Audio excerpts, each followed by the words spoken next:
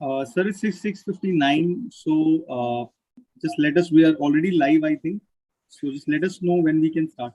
You have people connected? Yes, sir. Yes. Okay. So whenever you say, I'm okay. Netcast team, are we ready to go live?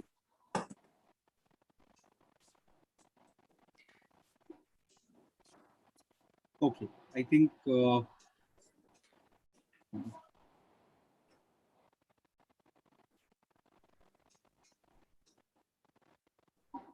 Okay.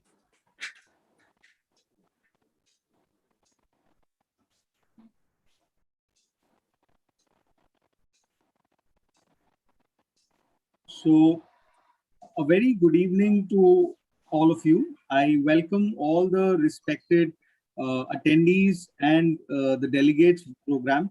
I welcome our faculty, Dr. Sumit Sethi. On behalf of Curious Mankind Specialities, I welcome everyone to this very exciting and interesting session on optimizing heart failure treatment with SGLT2 inhibitors. Dr. Sumit Sethi, he's a DM cardiologist and interventional cardiologist and associate director of the famous Max Hospital in Delhi. So, sir, we welcome you and thank you for your time. Just a brief introduction about sir. Dr. Sumit Sethi is presently working as Associate Director, Interventional Cardiology at Max Super Specialty Hospital, Saket, New Delhi since May 2005. Sir has got more than 15 years of experience as he graduated from the AFMC, Pune, and has done his post-graduation in internal medicine from Army Hospital Research and Referral, New Delhi. He's done his DM cardiology from Institute of Cardiology, GSVM Medical College, Kanpur. He has extensive experience in non-invasive cardiology as well as interventional cardiology. He has been an investigator in large international randomized trials like Early ACS trial, Plateau trial, Access study, Olympia registry, Freedom trial, Protect trial, and the list goes on. Sir has received formal training in transradial intervention and cardiac resynchronization therapy at Thailand also. His special interests include acute myocardial infarction, primary angioplasty, and interventions to transradial route. Sir, I really thank you on behalf of Curious Mankind Specialities for agreeing for this program. And I now hand over the session to you to discuss this topic, this very interesting topic on heart failure. So over to you, sir. Thank you so much. Right. Thank you, Ritesh. Thank you to you and your team for organizing this, I must say, very, very important session today. And I'm equally grateful, and I welcome all the attendees who have spared their time for this. So as we know that heart failure is a burden which is faced by all of us in our daily practice, whether in India or the South Asian continent or even the Western countries. This is a global problem, and I don't think any country is kind of which is not touched by the burden of heart failure. So let's see, how we can optimize the already strong heart failure treatment with a little bit of focus on the new kid on the block, which is the SGLT2 inhibitors. I'm sure every one of us knows what SGLT2 inhibitors are. So the idea is not to really teach the basics, but generally as we go along, just to see, the practical uses and how the SGLT2 inhibitors actually, help the patient with heart failure. And the data, of course, is going to tell us how to apply the evidence to clinical practice so that we can use these agents in the best possible manner. So if you look at the introduction slide, despite improvement in treatment, with various agents, heart failure with reduced ejection fraction or FREF is still associated with a high morbidity and mortality. In fact, in the ESC heart failure pilot study, the 12-month all-cause mortality rate for hospitalized and stable ambulatory heart failure patients was still 17% and 7% respectively. And the 12th month hospitalization rates were 44 and 32%. Even in the Paradigm trial, which was the trial with sacubitril valsartan, which all of us are aware of, at 27 months, the rate of primary outcome of death from cardiovascular causes of hospitalization for heart failure was 21.8 in the medication group, that's the sacubitril valsartan group, and 26.5% in the enalapril group. So still a lot of burden despite using a very good drug like sacubitril valsartan. So I think let's just make it a little bit of an interesting discussion. We'll start with the clinical case. Now, this case is of a 67-year-old male with a history of myocardial infarction who currently presents with some dyspnea. His blood pressure is borderline 102 by 51 millimeters of mercury. His heart rate is 88. Chest is clear. There is no peripheral edema. Creatinine is a little elevated, 1.5, and so is the NT-proBNP, which is about 820 picogram per ml. Echocardiogram is showing a severe LV dysfunction of 25%, and his medications are carvedilol 25 BID, ramipril 5 BID, spironolactone 25, a little bit of furosemide 40, aspirin, and atorvastatin. Ritesh, am I audible? Can you just let me know?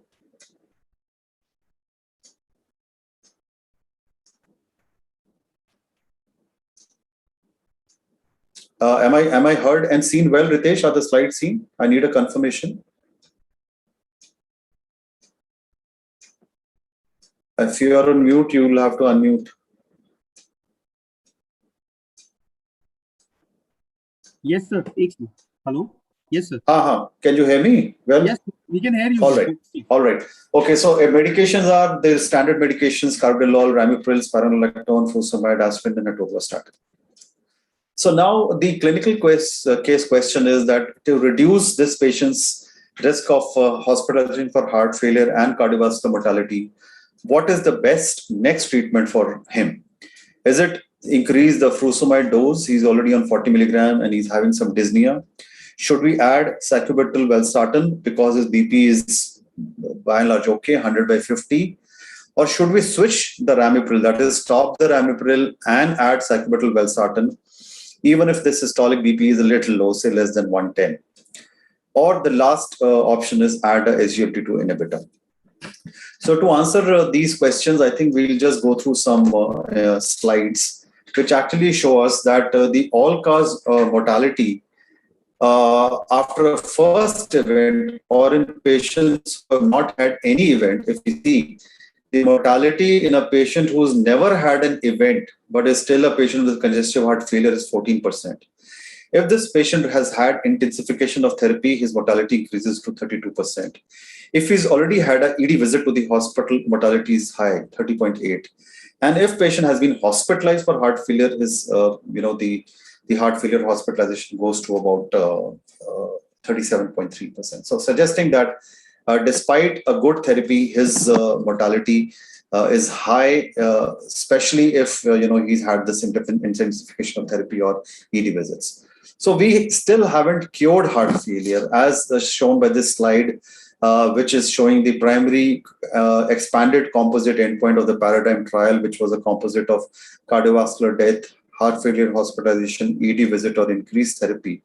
There is still a 30%, 30% of the patients with HFrEF and who may not have too many symptoms, mainly mild symptoms, who will have some manifestation of worsening within the next 3 years. So this is despite using RD on a background of therapy, which is already probably gradually optimized, as it was a very large RCT, which is the paradigm trial. Now, the two major modes of death in heart failure we all know are sudden death and the death due to worsening heart failure. And in paradigm, of course, compared to enalapril, sacubitril valsartan showed a benefit to the tune of about 20 to 21% in both these endpoints. And if we see the evidence-based HFrEF therapies that we have, starting from the ACE inhibitors and ARBs, all of them lead to a relative risk reduction in mortality.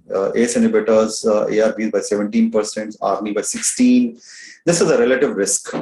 And beta blockers 34%. MRAs, or a very, very innocuous drug, which is easy to use and which we don't use, had a 30% relative risk reduction in mortality.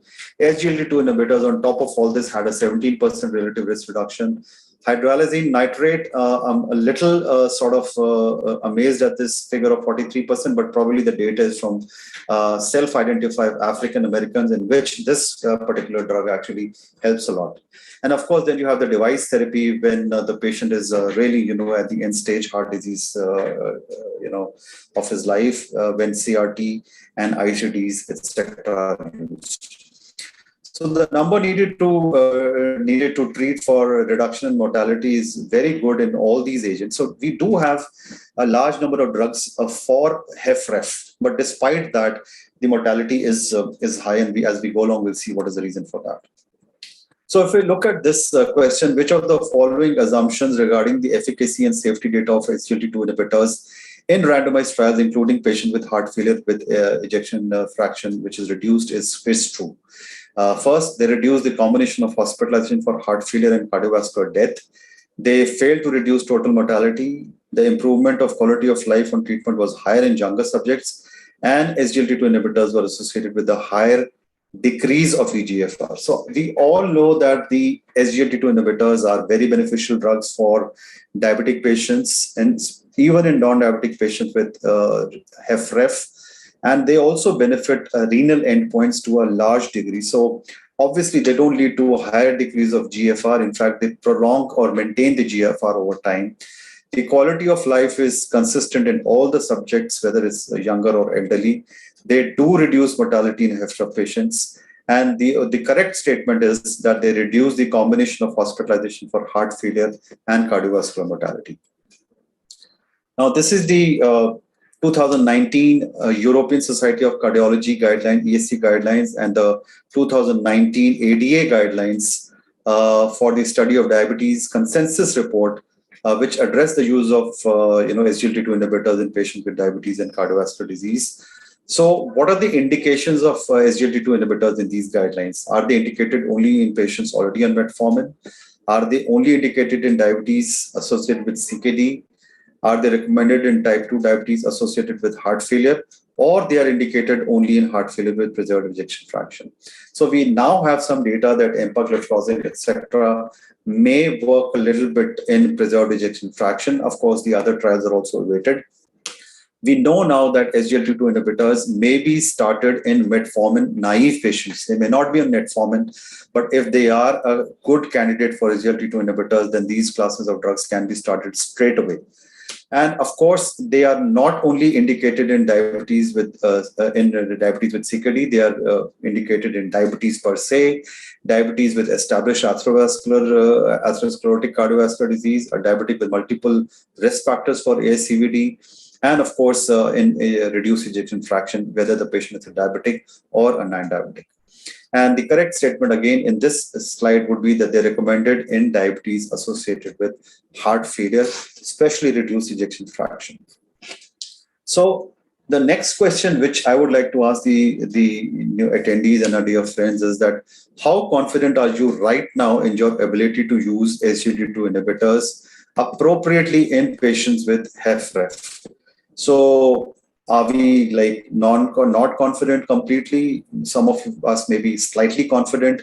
A few of us may be moderately confident. I don't know whether most of us are mostly confident or very confident. It's very difficult to say because it all depends upon how exposed we have been to the data, to the style of functioning of these agents, and how much have we used them in our daily practice to actually answer this question, which we hope to answer by the end of this lecture. So the multiple cardiovascular outcome trials have shown that SGLT2 inhibitors significantly reduce the risk of heart failure to diabetes with various baseline cardiovascular risk. So if we start with the EMPA-REG outcome, which had 99% of the patient with established cardiovascular disease, there was a benefit of empagliflozin in reduction in heart failure. In CANVAS, canagliflozin was better than placebo. And in CANVAS, almost 66% of the patients had established cardiovascular disease, and almost 1/3 had multiple risk factors for having atherosclerotic cardiovascular disease. The DECLARE TB 58 trial, which studied dapagliflozin, was also beneficial. In this, almost 40% of the patients did not have established cardiovascular disease, but almost 40% had multiple risk factors. Rather, 60% had multiple risk factors, and only 40% had established cardiovascular disease. So we see that the entire cohort of patients of ASCVD has been studied in these three trials, and in all three of them, the gliflozins have proven to be really good as far as reduction in heart failure is concerned, with, as I said, varying baseline cardiovascular risk. So if you look at the DAPA-HF trial, since the talk today is how the SGLT2 inhibitors benefit patients with HFrEF. If we look at the DAPA-HF trial, the primary outcome of cardiovascular death, hospitalization for heart failure, or urgent heart failure visit by diabetes status. Now, whether the patient was a diabetic or non-diabetic, dapagliflozin significantly reduced the primary endpoint regardless of that status. And this was 10 milligram of dapagliflozin, which was studied in this trial. The benefit in diabetics was about 25%, and surprisingly, in a non-diabetic population, the benefit was to the tune of about 27%. Also, if you see the serious heart failure events prevented or serious kidney failure disease, which was decreased, we see that the primary end outcome, which was cardiovascular death or worsening heart failure, or the composite kidney endpoint, both were benefited, though the reduction in cardiovascular death and worsening heart failure was statistically significant. The reduction in composite kidney endpoint did show a benefit, but the data did not achieve statistical significance. And if we look at this busy slide, which actually shows us the primary endpoint in pre-specified subgroups, whether the patient was elderly or whether the patient was young, irrespective of gender, irrespective of race, geographic region, NYHA class, ejection fraction, NT-proBNP levels, prior hospitalization for heart failure, presence of diabetes, atrial fibrillation, whether the patient was obese or non-obese, and irrespective of the GFR, dapagliflozin was found to be better or as compared to placebo in all these pre-specified subgroups. And the effect on outpatient worsening of HFrEF patients, if you look at the data from DAPA-HF, now this is a very, very neglected but very important quality outcome, which is the outpatient worsening of heart failure patients. Most of us want that the patients who are on therapy for HFrEF continue to remain in the outpatient and do not get admitted. So if you look at the data here, the drug, which is dapagliflozin, reduced the risk of an episode of outpatient worsening of heart failure requiring intensification of oral therapy by 26%. If you look at the benefit is about urgent heart failure visit is to the tune of about 26% compared to placebo. And of course, the other parameters like cardiovascular mortality, hospitalization for heart failure, etc., we've already kind of discussed. Now, the other trial which was published in reduced ejection fraction was the Emperor Reduced trial.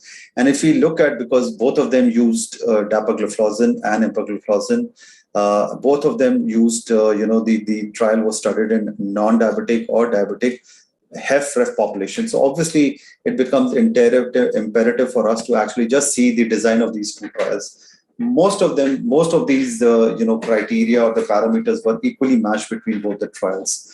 Whether it was the age, the female percentage, NYHA class 3 or 4, which represented almost about 1/3 of the patients in DAPA-FH compared to just 25% in Emperor Reduced.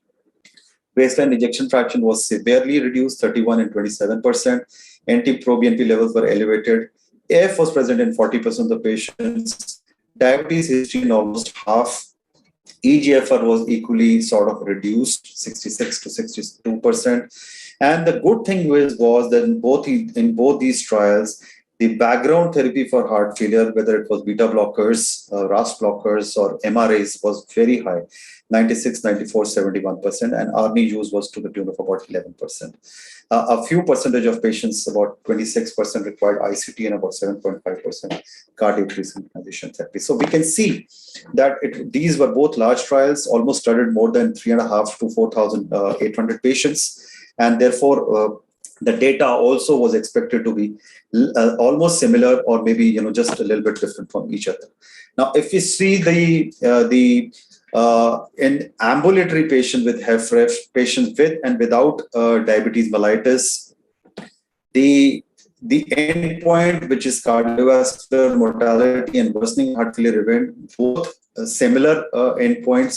In DAPA-HF, the benefit was to the tune of about 26%, and in IMPRES reduced, it was to the tune of about 25%. Both of them were highly statistically significant, and the number needed to treat in DAPA-HF was 21, which is a very, very highly impressive figure.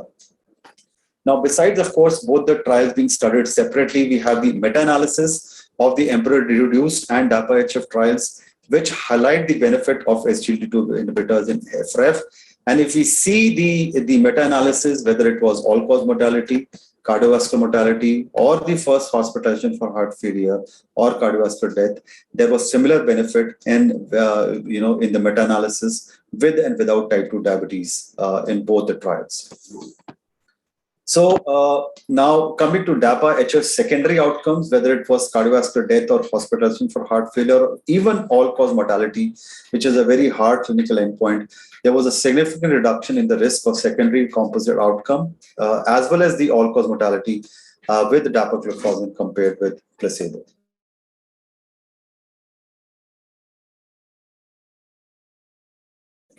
Now, if you look at the renal function, the initial, decline or the measurements between day 0 to 14, and then from day 14 to day 722. Obviously, when we start the SGLT2 inhibitors, initially in the first 2 weeks, there is a reduction in the eGFR, which happened with dapagliflozin, whether the patient was a diabetic or non-diabetic. And this was about 3.78, 4.69. And of course, with the placebo, there was hardly any GFR decline, as we can see by the slopes also. But as we went around, we can see that the reduction in GFR was definitely lesser, as time went on with dapagliflozin. If you look at the placebo, it's 2.31. With DAPA, it's 0.93. And reduction in, GFR in day 14 to day 720 was 1.29 with dapagliflozin and about 3.56 with placebo. So besides the initial decline in GFR, which is to be expected with all the SGLT2 inhibitors, as time goes by, as the eGFR stabilizes and in fact also improves in patients.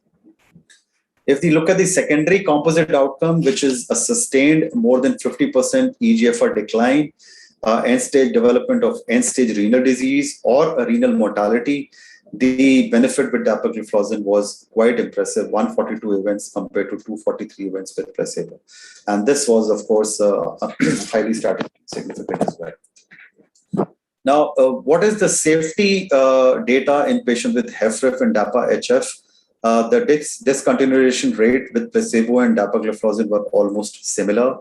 Volume depletion was a little more with dapagliflozin, which is to be expected with SGLT2 inhibitors, but not statistically significant. And if we look at the data of hypoglycemia, because the first question which actually comes from patients when you start them on the SGLT2 inhibitors in a non-diabetic patient with heart failure is that patients do their own Googling and they, get a bit of information from here and there, and they ask you whether this anti-diabetic drug, I am not a diabetic, will it drop my blood sugar? So that fear is unfounded because this has a insulin-independent sort of, a mechanism of action. And this was proven in the trial as well. If you see the major hypoglycemia events, they were almost or rather same as far as placebo and dapagliflozin was concerned in 2,368 patients, which is quite a bit of number. 3 patients definitely had diabetic ketoacidosis, and which is a very, very rare occurrence with the SGLT2 inhibitors, especially if we use them properly and cautiously, which we're going to discuss as we go forward. So again, a very, very busy but an extremely important slide, estimating the lifetime benefits of comprehensive disease-modifying pharmacological therapies in patients with heart failure with reduced ejection fraction. Now, this is a comparative analysis from 3 landmark trials, which are studying 3 different mechanisms of action of heart failure drugs. First is the Emphasis HF trial, which studied eplerenone. Then we come to Paradigm HF, which studied ARNI. And of course, then in this meta-analysis, we have the DAPA-HF trial, which studied dapagliflozin. So if we see that compared with a standard approach of ACE inhibitor, ARB plus beta blocker, if we do switch to ARNI, if we start MRA therapy, if we start SGLT2 therapy, survival free from all-cause mortality you can actually extend your patient's life with Heifer by 6.3 years. This is a very, very hugely impressive data. And if you look at this data in a little bit of greater detail, again compared with the conventional ACE inhibitor, ARB beta blocker, a comprehensive treatment which includes ARNI, beta blocker, MRA, and SGLT2 inhibitors, there is a hazard ratio of 0.38 as far as reduction in cardiovascular death and heart failure hospitalization is concerned, almost 50% reduction in cardiovascular mortality, 68% reduction in heart failure hospitalization, and almost 47% reduction in all-cause mortality. So these are very, very impressive figures, provided we use all the drugs now which are getting a class 1 recommendation. So if you look at what are the characteristics of an ideal medication for HFrEF, ideally it should be a one pill, once per day, one dose with no titration. It should substantially improve survival and prevent hospitalization or rehospitalization. It should meaningfully improve the quality of life and the function status of a patient. The benefits should appear rapidly within days to few weeks of initiation, because this is the most vulnerable period when the patients do have highest mortality. The drug should be well tolerated, safe. It should not lower blood pressure too much, or it should do so, if at all, very minimally. There should not be any adverse renal effects, and instead it should preserve kidney function and prevent dialysis as far as possible. It should improve tolerability of other heart failure medication that we give concomitantly. It should be affordable and accessible. So if a drug has all these check marks, then that would be an ideal drug. So if we look at the sequences of guideline-directed medical therapy, when we follow the serial strategy, you first have to start the ACE inhibitor, titrate it in 2 to 4 weeks, go up to the maximum dose possible, then probably start with a beta blocker, then start with an MRA. All of these will actually require some sort of titration because of the fact that you start low and you build up as far as these classes of drugs is concerned. SGLT2 inhibitor is probably the only one which you can start with a single dose, and you don't have to modify it too much, unless and until, of course, there are tolerability issues, which again we are going to discuss are pretty rare. So it will be almost 28 to 56 weeks till this serial strategy gets fully implemented, which actually, as we go along and see, may not be the right time frame to optimize our patients. So to circumvent this, John McMurray and Milton Packer suggested a very revolutionary proposed new sequence, which was different to the conventional sequencing, in which the various steps were you add an ACE inhibitor, ARB, then add a beta blocker, then add an MRA, then add ARNI maybe after stopping the ACE inhibitor, and then as a last step you add SGLT2 inhibitor. The up titration to target doses is done at each step, whatever the patient can tolerate. And this will probably typically require 6 months or more before you can have all the therapies on board with probably the correct dosages. The proposed new sequencing is that you start with beta blocker and SGLT2 inhibitors straight away as a step one, because beta blocker probably leads to the greatest reduction in sudden cardiac death in heart failure patients. And if you have a little bit of congestion in your HFrEF patient with beta blocker, the SGLT2 inhibitor, by its action of diuresis, probably will counterbalance that effect. As a second step, you can add ARNI, and as a third step, we can add MRA. All three steps, ideally, they say should be achieved within 4 to 6 weeks, and then you can up titrate to target doses thereafter. The rationale is that you have all 4 drugs with different mechanisms of action on board very quickly on a patient, so that he starts getting benefit of all the 4 different mechanisms of action. If you look at the cumulative effect of this evidence-based Heifer medical therapy on all-cause mortality, it's probably a repetition of what you have already said, that all of them do reduce the 2-year mortality by 25, 16, 11, 9.5%. And the cumulative risk reduction, if all evidence-based medical therapies are used, the relative or the RRR is 72.9%, and the absolute risk reduction can be 25%, with a number needed to treat to make a difference just 4, which is probably the best that you can get as far as this combination is concerned. And of course, now dapagliflozin and empagliflozin are recommended for patients with the HFrEF to reduce the risk of heart failure, hospitalization, and death as a class 1 level A recommendation. This is from the European Heart Association guidelines of 2021.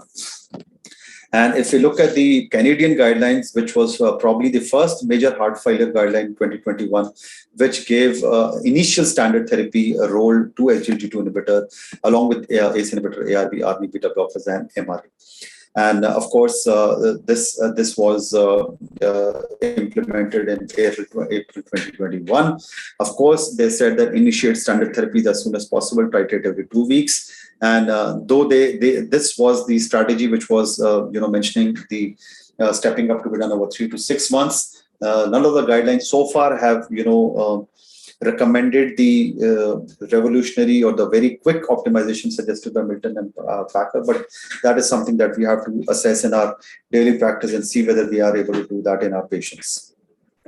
And we had the 2021 update to the 2017 ACC expert consensus decision pathway for optimization of heart failure, in which, again, if you look at the indication for use of an ARNI, it should be EF less than 40%, NYHA class 2 to 4 heart failure, and administered on a background of GDMT for heart failure in place of an ACE inhibitor or ARB. Ivabradine also forms part of this therapy, not as a standard pillar, but yes, in patients who have a low EF, who have maximum tolerated doses of beta blockers on board. They are in sinus rhythm with a resting heart rate which is more than 70, NYHA class 2 or 3 heart failure. Such patients can be added with ivabradine.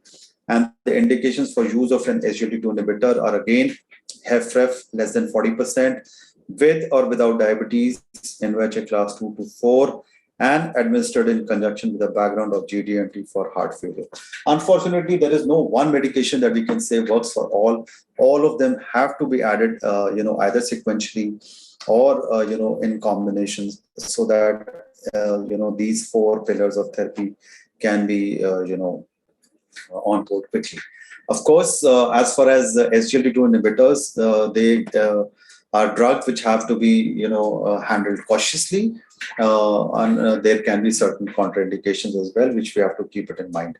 So if you look at the contraindication, they are definitely not to be used in patients with type 1 diabetes due to their increased risk of diabetic ketoacidosis, because these patients are highly insulin deficient. If you have a known intolerance to the drug, in lactation also there's no data, and probably no data still on dialysis. For heart failure care, dapagliflozin can be used down to an eGFR of 30 ml per minute, and for half reduced ejection fraction, EMPA can be used to an eGFR of 20 ml per minute. Pregnancy, you have to be a little cautious. There is can be an increased risk of mycotic genital infections. SGLT2 inhibitors can contribute to volume depletion, especially initially, and therefore we have to consider altering the diuretic dose if possible in these patients.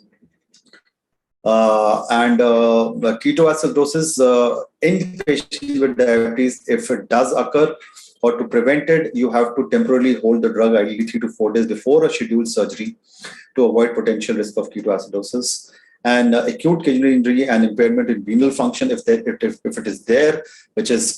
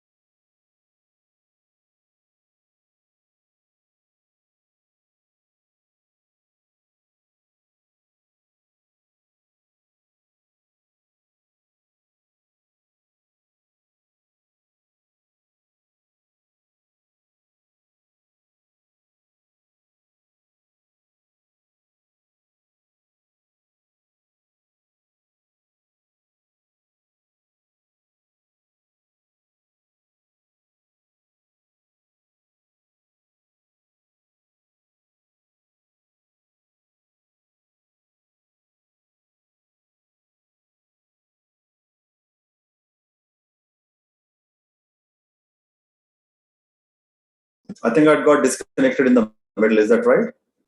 Yes. Okay. Just sharing my screen once more. Was the slide seen? Yes. Hello? Yes, sir.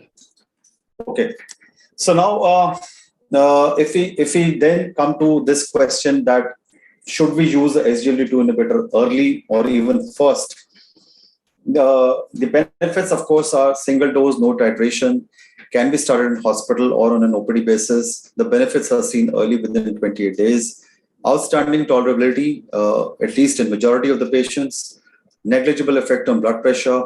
Preserves rather than worsens the renal function. Reduces the risk of hyperkalemia with MRAs. And this is another concept that agents which are started earlier can actually enhance the safety of agents started later. So, if, for example, we know that ARNI and MRAs may lead to hyperkalemia, and if we put patients probably on SGLT2 inhibitors before these agents because of their natriuresis and chyliuresis, the chances of having hyperkalemia with MRAs and ARNI become lesser. So the 5 pillars of HFrEF therapy, if you look at them in 2021, are of course the ACE inhibitors and ARBs, which are now gradually being replaced all across the world with ARNI, that is neprilysin inhibitor. We have the beta blockers, MRAs, and I must say that SGLT2 inhibitors have been added to this to form these 5 pillars for heart failure treatment. And the amazement or the wonderment that we always have is how come these drugs, which were, basically brought into the market to take care of only diabetes, have shown such a benefit in heart failure. And I think the answers are not very far. If you look at the mechanisms of heart failure benefit by SGLT2 inhibitors, the improvement comes by improvement in conventional cardiovascular risk factors like reduction in blood pressure, hyperglycemia, dyslipidemia, elevated BMI. There is improvement in hemodynamics overall.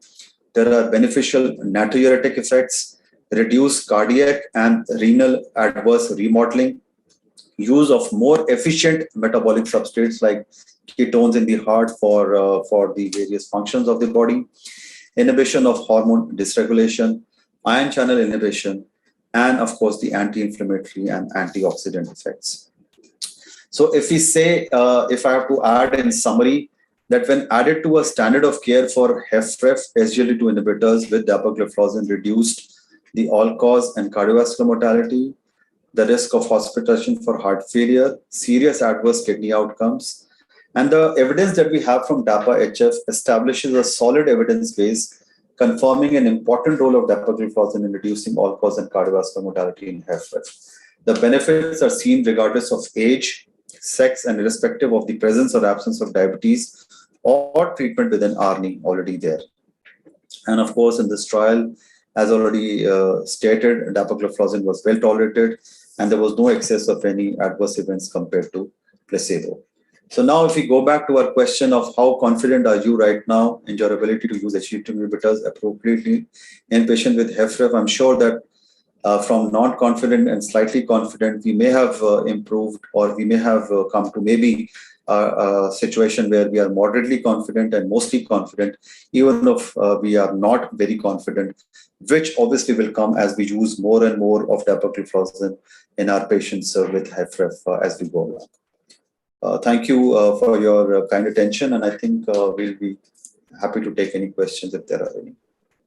Thank you so much, sir. I think that was a very enlightening talk and a very good, summary of, all the effects of dapagliflozin perspective. Sir, we've got a couple of questions. Should I tell them? Absolutely. So I think I'll take the first question, where, somebody has asked that when you start a patient on DAPA and the patient is already on a diuretic, right? So how do you reduce the dose? I think you touched upon in your talk regarding the discussion that you need to reduce the dose. So how do you do that? I think that is a very important question that's come up. Yeah. So I think all across the board, SGLT2 inhibitors, especially dapagliflozin, if you are giving in your patient with HFrEF, please keep it in mind that there is going to be almost 200 to 250 ml of extra diuresis, which happens from day 1 or day 2 when you start the drug. So if your patient is not duly congested, that means if there is no peripheral edema, if there are no creps in the chest, saturation is okay, patient's weight is steady, and if the patient is on diuretics, then we can probably reduce the dosage straight away half. And add the dapagliflozin. If of course the patient is on a very low dose diuretic, like maybe say half or a full tablet of furosemide, we could, without any signs of congestion, we could stop it completely and put the patient on SGLT2 inhibitor, because we know for sure that there is going to be a diuretic effect or a natriuretic effect when we add the treatment. So that will take care of the congestion part as well. If the patient is highly congested, there is too much of edema, etc., then gradually one could reduce the dose of diuretics, but may not completely stop if the patient is able to tolerate it, along with the SGLT2 inhibitor. Right. So I think it depends on the symptoms of the patient. It depends on the congestion and the edema part, which you spoke about. Right. Sir, another question. That is that we very often get. Ernie plus SGLT2 plus MRA. How, you showed that we should add them. They all should be there on one prescription. So how do you initiate it in clinical practice? I think the algorithm is very clear that you start off with a beta blocker and an SGLT2. But how does it happen in clinical practice? And how can we get all three of them together? And what do you watch out for? Yeah, I think so. That's a great question. And we must admit that as of now, since SGLT2 inhibitors are the newest kids on the block as far as heart failure treatment is concerned, majority of us are not confident to start them upfront. But that is okay. That is not a problem. As long as the patient is already getting a background therapy. So if you want to go by the conventional strategy of starting an ACE inhibitor, beta blocker, it's fine. One could, start patients on ACE inhibitor, ARB, see their tolerability, but eventually the patient should be on ARNI. The ACE inhibitor, ARBs, unless and until there are huge cost issues. If there are no cost issues, then the trials have shown that ARNI is way better than ARB and ACE inhibitor. So the ARNI has to be substituted. The beta blocker has to be on board. They may not be in very high doses. Start slow, start low, and you could actually build up on every visit of the patient. Once the patient is on two drugs, and if the patient is a little bit congested, he happens to be a diabetic, he also is having say severe LV dysfunction, it could be your choice. Because the patient is on ARNI, there could be a little bit of hyperkalemia. So adding an MRA along with an RE becomes challenging, because both of them are going to increase this potassium retention. So in this kind of a situation, adding SGLT2 inhibitors as a third drug is completely fine. And if we see that the hyperkalemia also gets okay when you have added SGLT2 inhibitor, as a fourth class of drug, one could add an MRA in due course of time. So, in fact, now the concept is coming that it's really not important how you start, as long as you have all four on board, sooner rather than later. It could be your choice. If the patient is having a lot of tachycardia or is hypertensive, beta blockers obviously becomes the first choice along with ARNI. And if the patient is, say, hypokalemic, the patient, even having ARNI on board, the patient could be still having a potassium which is less than 3.5 in a reduced ejection fraction situation. In that situation, you reduce the diuretic and maybe add an MRA, because that is going to preserve or conserve the potassium.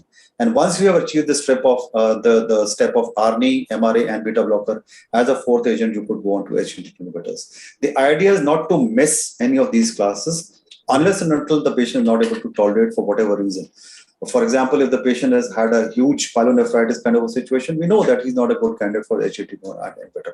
Or if the patient has chronic hyperkalemia, that whenever you give a MRA or ARNI, his potassium goes to 6.5. So such a patient may not be the right candidate for this class of drug, and we could actually preempt or add earlier an SGLT2 inhibitor in this kind of a situation. So every patient will be different. The idea is to closely watch each and every patient and then decide what is the best for that patient. Right. So one doctor has asked a very, it's a straightforward question, but I think it's a very valid question from a physician point of view. Sir, if you're using in a non-diabetic individual, right, specifically a heart failure patient, So what are the chances of hypoglycemia? Like, is there a genuine concern among physicians for hypoglycemia, or how do you tackle that? Because this question we often get, when we are promoting also. Yeah. So see, the risk of hypoglycemia with SGLT2 inhibitor comes when the patient is a diabetic and is already on concomitant therapy. So if such a patient is already on, say, doses of insulin, he is on, metformin, he's on alpha glucosidase inhibitors, he's on glimepiride, and the other OHA, sulfonylureas. So if a patient is on multiple therapies, then whichever agent you add on top of the already anti-diabetic agent, the chances of hypoglycemia will be there. In a non-diabetic patient, just because you are adding dapagliflozin will not increase the chances of having hypoglycemia, because this is a insulin independent mechanism. What you're going to do is pass that excess glucose in the body to the tune of 40 to 80 grams per day through the urine. The problem is not hypoglycemia. Problem is that the glucose is passing through your urine. So the patients are at prone to have genital mycotic infection. They are at risk of having ascending urinary tract infection. What becomes important is to tell them about hygiene, perineal hygiene, that rather than hypoglycemia, they should be worried about keeping their perineum or the area around the genitals extremely clean, because whatever glucose is left behind in the perineum area, in the penis area, or in the vulva vagina area, that excess glucose is going to make them prone for having genital infection. So extremely good hygiene is what patients should be focusing on when they are on SGLT2 inhibitors, rather than focus too much on hypoglycemia, which is not a very common occurrence, unless and until the patient is on other therapies for diabetes as well. Right. So I think that really answered the question very well. So, sir, I think on behalf of Curis, as a division of cardiology, we would like to thank you. We also have our brand Justoza. I think our team will be regularly in touch with you regarding the promotion of this brand. We've got it with API DMF grade, so that's an advantage, for all the doctors that are using our brand. So I would like to, on behalf of our team, our entire Curis Mankind team, we thank you, for sparing out, from your busy schedule, the time to just speak to the doctors. And we've got a very good response. I think more than 70 doctors logged in, for the session. And, we really thank you and, express gratitude for just clearing out the concerns regarding dapagliflozin. Thank you so much, sir. Thank you so much. Thank you so much, and extremely grateful to you for arranging this very important session. And a very big thank you to all the people who have spared their time to actually be on this forum. Thank you once again. Thank you. Thank you, sir. Thank you.